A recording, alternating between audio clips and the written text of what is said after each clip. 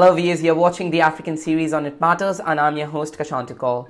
In this series, we will be looking into those countries in the African continent where there is a situation of unrest and instability. Today we are going to look in the Africa's second largest country, which is also famous for holding the title of African World War. Yes viewers, I'm talking about the Democratic Republic of Congo. DRC is a resourceful rich country. One can find resources like diamonds, zinc, copper, gold, etc. in surplus amount. Even after the abundance of natural resources in the country, still it faces one of the world's most dreadful humanitarian crises. Can you please describe for the viewers that what is the current situation in DRC, particularly in the eastern provinces like North or South Kivu? Yeah, so I was actually just there last week in North Kivu as well as in Kinshasa. The situation is bad. I mean, there are several camps, I think 9 different camps in the Goma region itself. There isn't much of an international presence in terms of providing the basic needs to these populations. I visited one of the camps north of Congo with a group of young people from Goma called Goma Active. And they really are the only ones who are trying to provide any sort of services to these displaced peoples.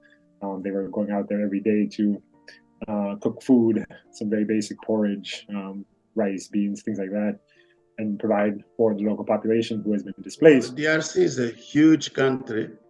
Living conditions are generally good all over the country. The problem we have is in the east, where the aggression of Rwanda and its surrogates, the M23, has created a terrible crisis where there are over 1 million people in displaced people's, locally displaced people's camps. And of course, you know that Rwanda has been attacking the Congo since 1994. We're almost close to 30 years. And experts point out that over 10 million Congolese have died as a result of this aggression by Rwanda. And at some point, Uganda was also involved. And of course, the rebel groups. The Congolese, most of them, or some of them rather, have been easy targets for these armed groups. Some of them have been wounded, some of them have been killed, and some of them have been displaced. At the moment, there are about over 5 million internally displaced persons in the Congo. And because of all these, some of them have to flee. Those that are able to flee the ongoing violence had to take some of their personal effects, to places that are relatively safe. And that's where the United Nations Refugee Agency comes in. The UNHCR, providing makeshift camps, providing all the humanitarian aid that they need, but that hasn't been sufficient. Even at that, all that have been provided, some of these armed groups have attacked some of these makeshift camps and even looted them. There's no sufficient food, clean water for them to drink, even medicine, because some of the victims of this ongoing violence, women especially, they have been sexually assaulted, and some of them have contracted diseases. So there are not sufficient medicine to go around, and that's where we need more assistance for African sisters over there in the Democratic Republic of the Congo. Look, one of the biggest challenges for most people in rural North and South Kivu is the insecurity. Now you have 122, we think, armed groups approximately that are active. There is some of those armed groups are like very well organized militias that are in collaboration with neighboring countries that have political goals, but a lot of people in the east essentially feel their territory being invaded by neighboring nations. The state is relatively weak outside the big cities and main roads. So you have a lot of banditry. There's a continuum between banditry and more organized criminal groups or even militias, no matter where they come from. And so life is pretty miserable. The world has observed that over past many years, whenever it comes to an issue related to mining workforce, DRC people or the Congolese people have been exploited on a daily basis.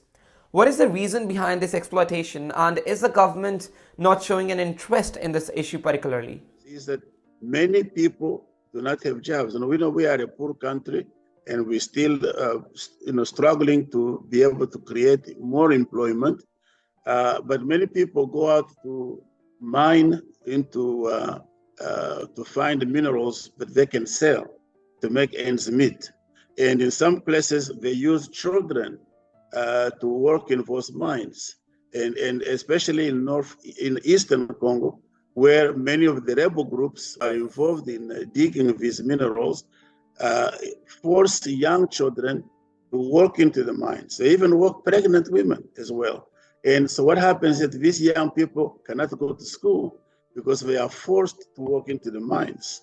And it's something, teachers, and we are working our best to put an end to this child labor, but it's not very easy. But we are trying our best at it.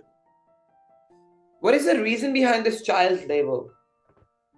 Well, basically, people want labor. They using children because they're available and they are easy to control, and so that's why they're doing them. The children going to the mines. Sometimes they provide transportation.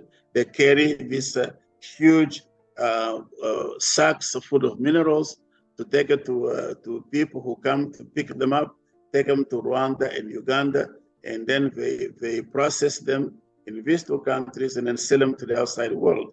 So we have a situation where these countries sometimes get more minerals than we do. We who are the owners don't have as much as they do.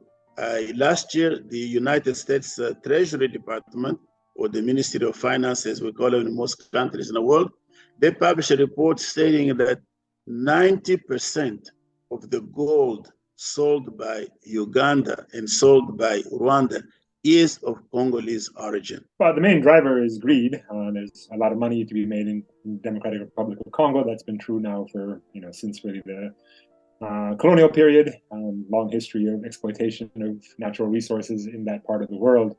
And just to give you some context, Democratic Republic of Congo is a massive country. It's about the size of Western Europe, and it really is home to just massive amounts of untouched nature. So it is a reservoir for mining, for logging, for all kinds of different types of resources, and hence has been, a battleground really now for decades. In terms of more recently, DRC is at the center of the green economy transition, and so many of the minerals that we need to fuel our electric vehicles and to get off of fossil fuels, somewhat tragically, are actually available in Eastern Congo, and things like lithium and cobalt, which are really essential to the electric transition. And hence it has become a site of intense contestation between not only the West, which historically has dominated Eastern Congo in general, but also new entrants like China and the countries of the Gulf in particular. The Congolese people are being taken advantage of by a number of deals that involve international corporations that have no interest in their well-being.